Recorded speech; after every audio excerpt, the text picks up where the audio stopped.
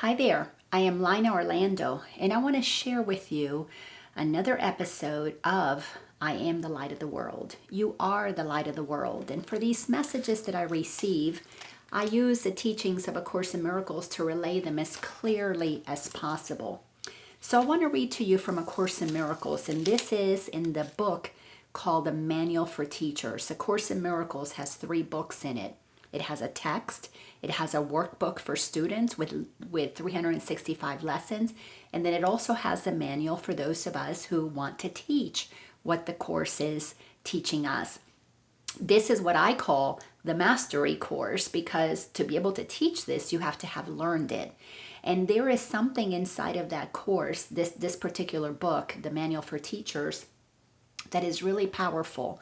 And I wanted to bring it to you so that you understand why it is not only that you are the light of the world, but why it is that you have to make a choice to accept that for yourself.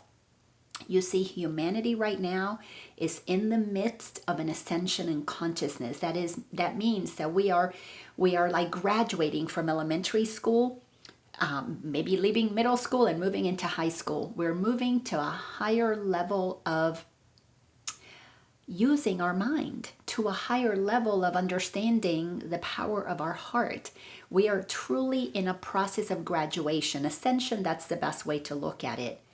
But just like in school, you can be left behind. You can fail this class.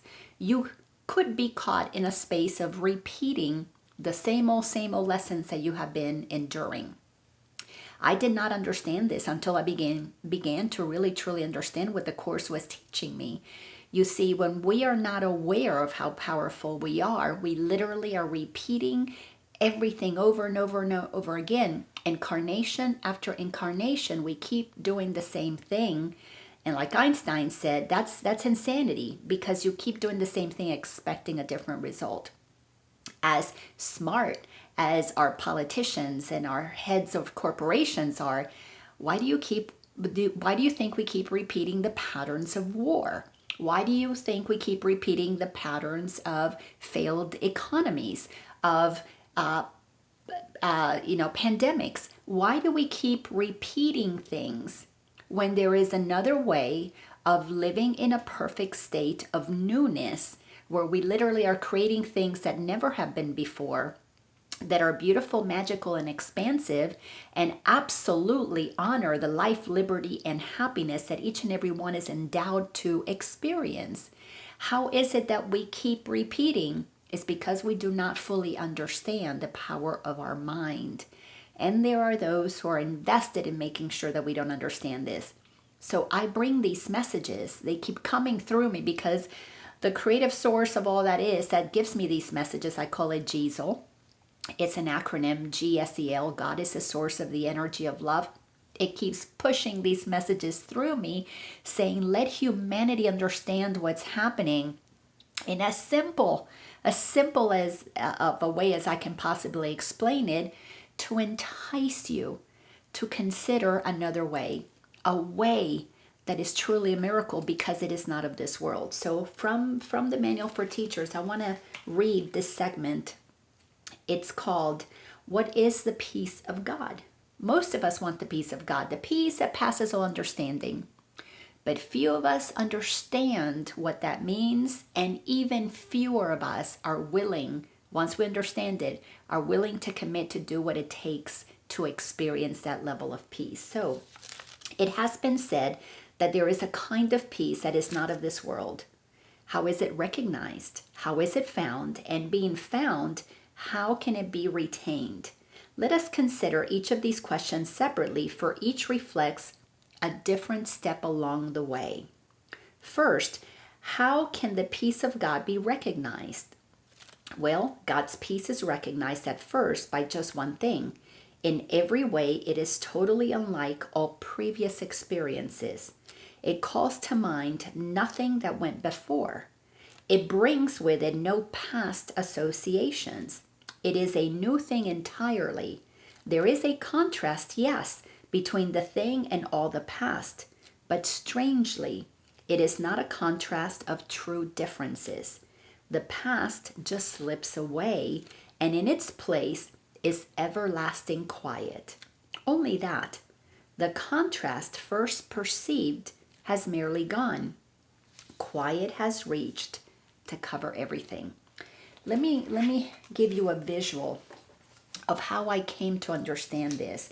And I have to say, it took me a while to really fully grasp this because I had to go through it many, many times. As this says, you've got to want it. You've got to be willing to do whatever it takes to have it. It is not what the world teaches. So we have to learn how to experience this and have teachers who will take the time to help us not only understand what this means, but also give us tools, tips, ideas of ways of giving us a practice for us to really experience that.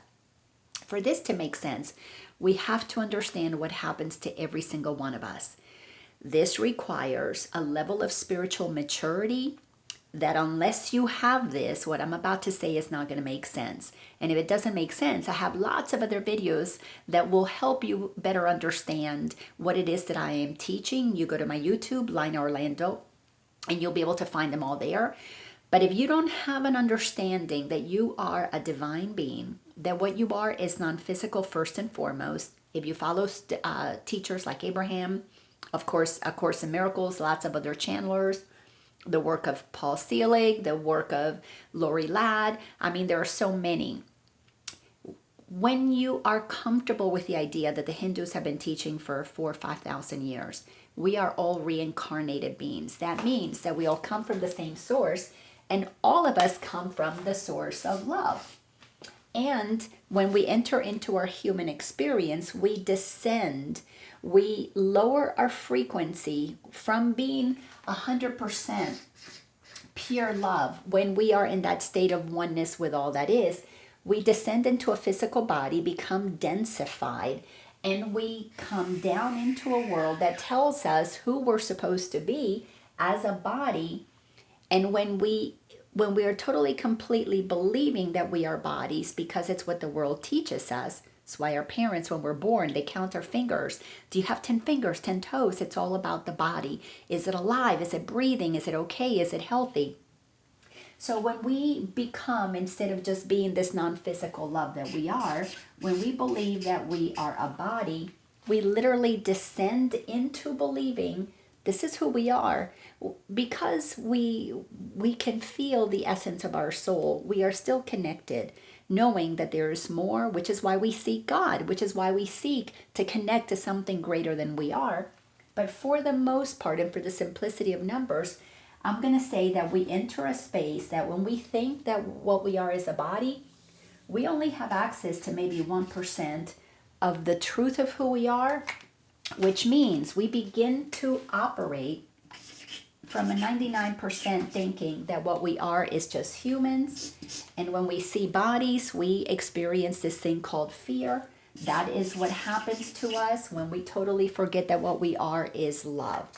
To know the love that we are is to operate as in love.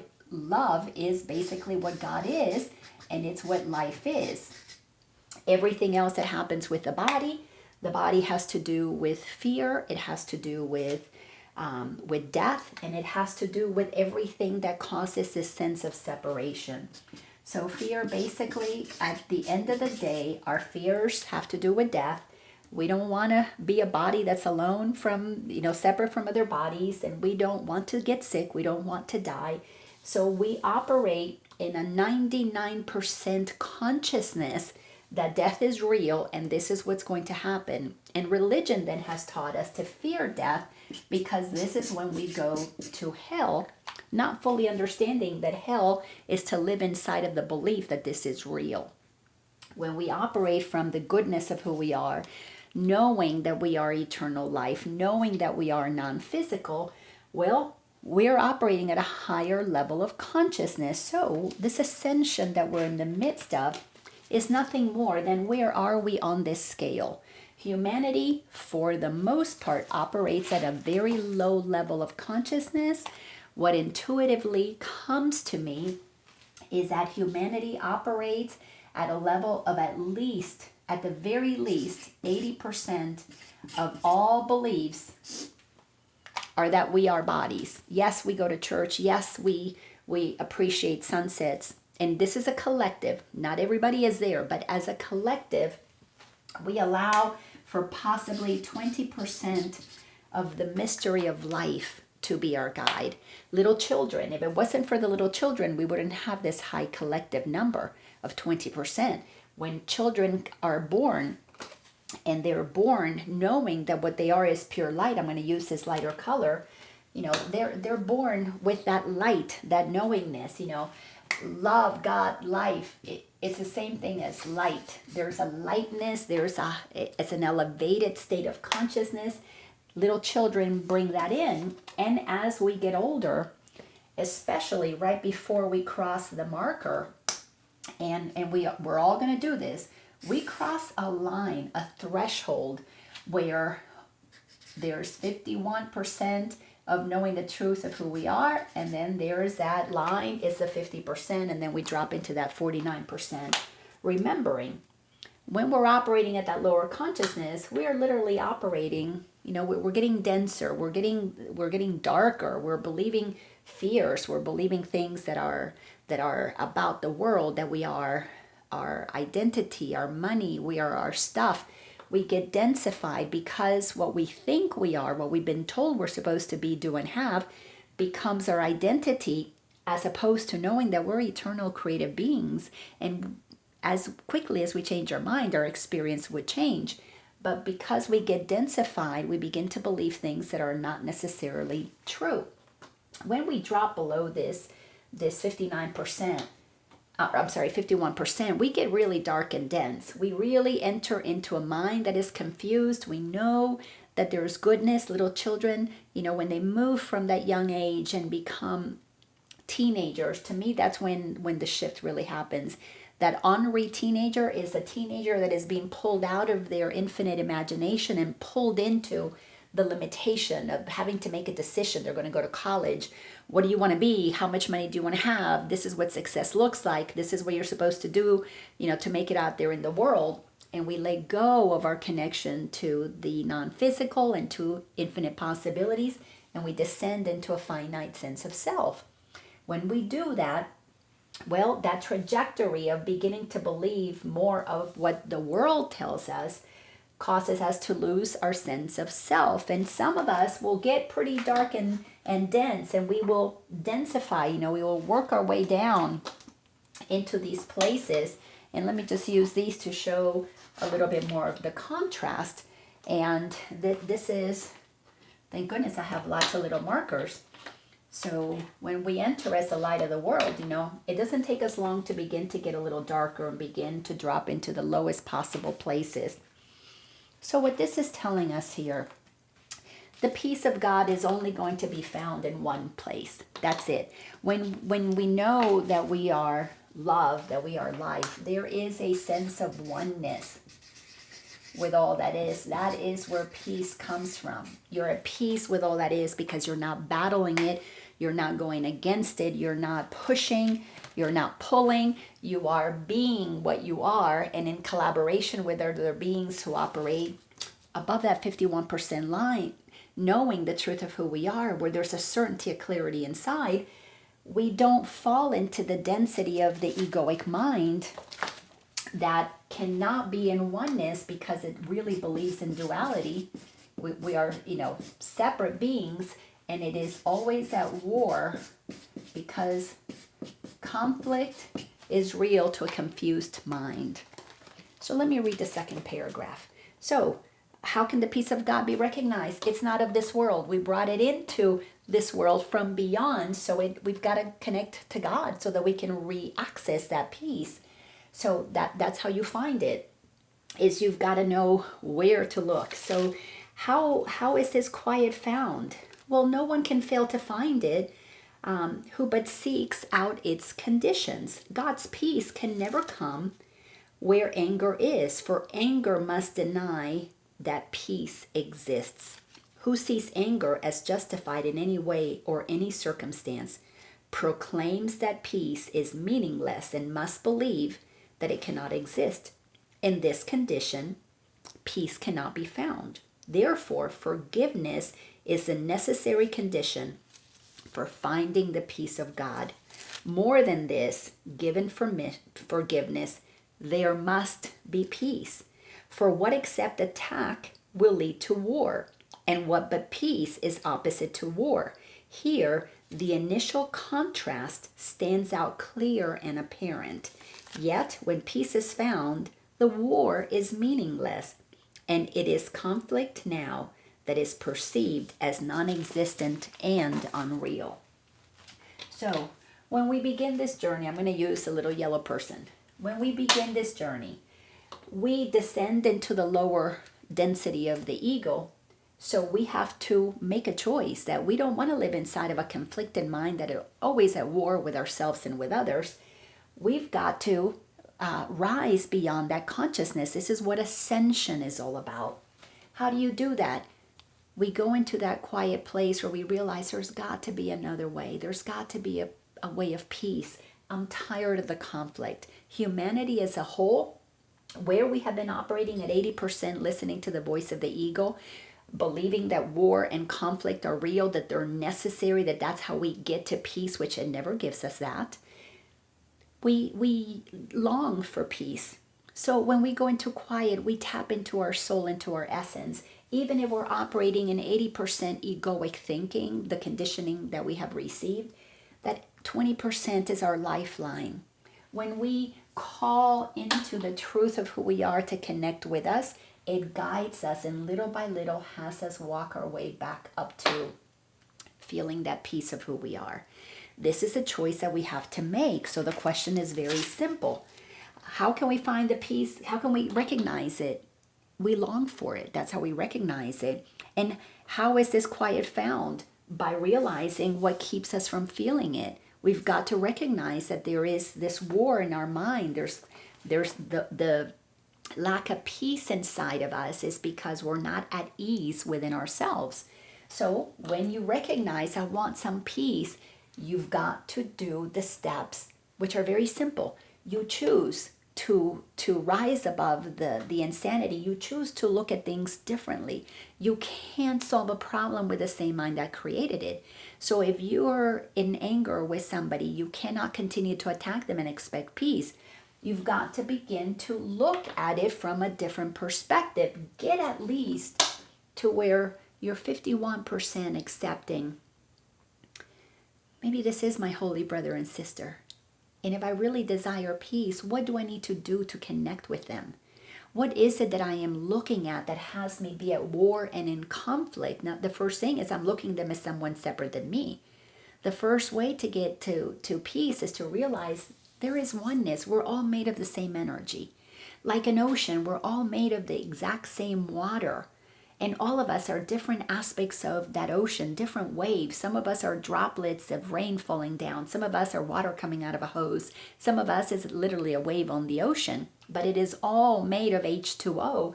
That is the infinite ocean that we all come from. So if we can make our mind go above that line and we go to, yes, there is oneness here. Let me find the connection with this brother or sister. Then we move out of attacking that causes the conflict into a place of, wow, the sweet, gentle desire to know something differently.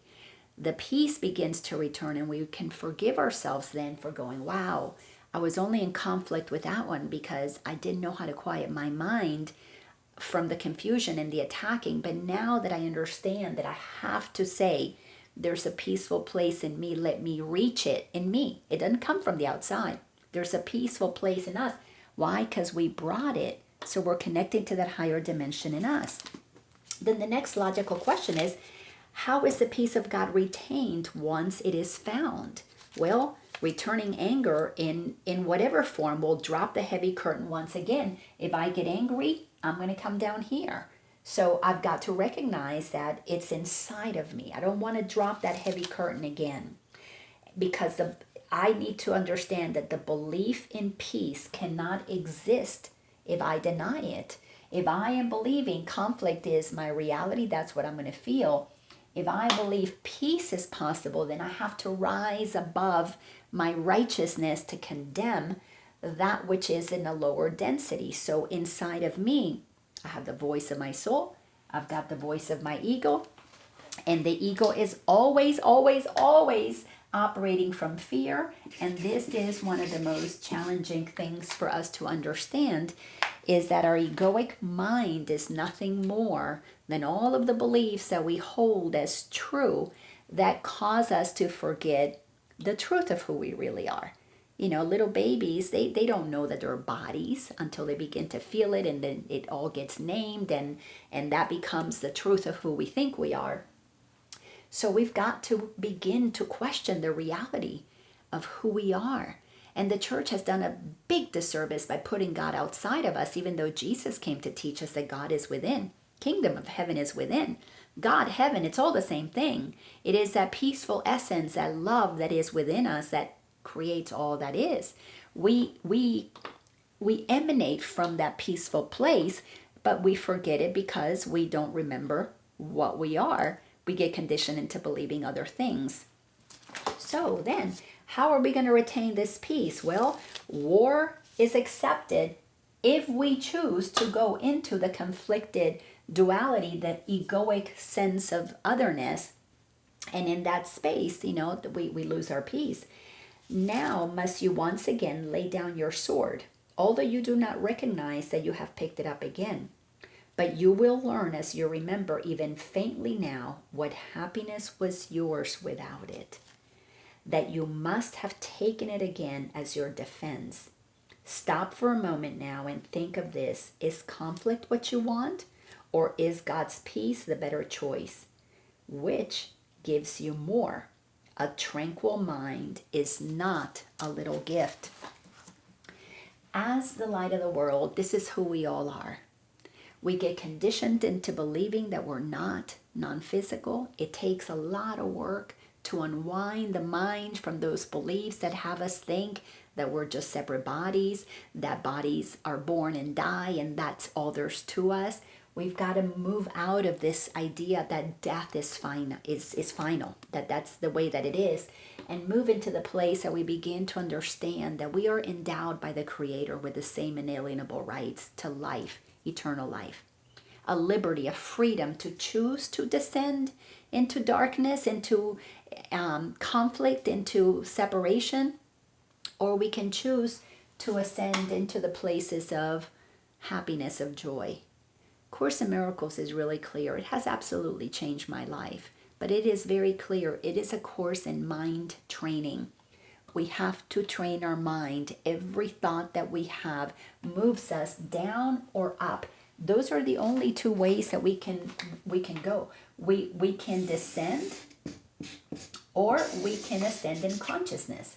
To ascend in consciousness, we need to be willing to give up ego thinking. So we might have to move from 80% ego to 70% ego to 50% ego to, at some point, 49% ego. And of course, the percentages here match up because it is the same thing. What we give up from knowing truth, then we pick up in the egoic thought system. So where is the peace of God where it's always been inside of us? How do we find it? Stop doing the same thing you've been doing that keeps you at war. How do you retain it? Make a commitment that that's all that you want. For a while in this journey, we're going to be going up and down. We're going to go down and get depressed and get angry and get upset. And then we're going to take a breath and we're going to ascend above the chaos and find our connection to Source. But then we are going to drop. We're going to go down into the 49%, the 50% of memory of the truth of who we are. And we descend into the story of the ego, and we'll pick up that 80% egoic regurgitation of righteousness, and he made me mad, and she did this to me, and enter into that conflicted place. Well, in conflict, you can't have peace. But where is it? It's in your mind. Your mind gives you access to it. And I can tell you, this has not been an easy journey. It's been the most difficult journey of my life, training my mind to think with God instead of with the ego. But we are in the process of ascension, and we are in total control of whether we ascend or we remain where we are. Humanity is at a point that we have to say, are we going to continue to do the same old thing expecting different results? Or are we willing to look at things in a new way and to look at them with God, with the eyes that are already in a state of peace, to begin to look for solutions where they've never been before? Because peace is a now moment experience. War has always to do with the past. And anybody, I know this was very challenging, but if you believe that the way it's been done is the way we need to do it again, we are destined to repeat the past, because the past has nothing fresh and new in it whatsoever. And only a mind at peace can hear in that stillness the imagination of God, the inspiration for something new to emerge. So, what is the peace of God? The peace of God is knowing what you are and knowing that you can choose not to return to that conflicted mind, but it is through your free will. It has to be your willingness to choose to accept that you're in total control of whether you experience peace or war, whether you experience love or fear, whether you listen to God or the ego. Nothing external to you has the power to bring you peace or take it from you. It is an internal job. So the peace that passes all understanding is not of this world, because it's inside of us. It is not learned from the outside. The outside, like this book, like me attempting to help you understand this, is just pointing to, you got to go inside. Forgive yourself for having fallen into this illusion that war is normal. It is not. We've been conditioned into believing that, and it is time that we shift that, because those of us who are ascending, we're going to co-create a world at peace. But you have to believe that you have the power to let go of repeating the past. You've got to give up your fears. You can't take your fears into a peaceful place. Fears, thoughts of fear, are blocks to the peace that is the truth of who we are. This is a process, but the ascension is happening. Many of us are ascending. We're seeing things differently, and we want to do them fresh and new. We don't want to keep repeating, but those who keep repeating, looking outside of themselves for their wealth, their health, their happiness, are not going to be able to ascend, because trying to hold on to those things in the midst of a world that is breaking down, because what the ego has created is crumbling. It's no longer sustainable to operate in this sense of separation, haves and have-nots, and hierarchies. That division of who has more power than another, this is breaking down. It's not sustainable. Why? Because humanity is beginning to feel a desire for another way, even if our mind is still thinking that the old ways are real. There are too many beings on the planet right now that have made the choice. We want peace no matter what. And we want the peace of God only, which means we don't want to be at war with anybody else who doesn't want it, but we're finding it in ourselves. And this community is growing in numbers that, of course, are not publicized in the mainstream media, because the mainstream media is censoring anybody that is speaking about another way that contradicts the way of war, that contradicts the way of the ego mind. I want to leave you here. This is much longer than the typical "you are the light of the world" messages that I am guided to offer, but this one required a fair amount of explanation, because how else are you going to understand that it's inside of you? Do you want to be 100% believing in the truth, or do you want to be 100%, 99% believing in a lie? And then work your way through that percentage-wise. You go up, you go down like a seesaw. At some point, you're going to come to the middle. You're going to go, oh my God, this feels better. And then you'll never look back. You'll never drop down again. If you want more of my teachings, please go to lainaorlando.com to find out what I offer, because I would love to help you really, truly understand that you've got to learn how to shift and lift your vibration. Shift your beliefs, lift what you experience in terms of peace, love, joy, and truth. That's it. Thank you so much. We truly are magnificent, powerful beyond belief. Bye-bye.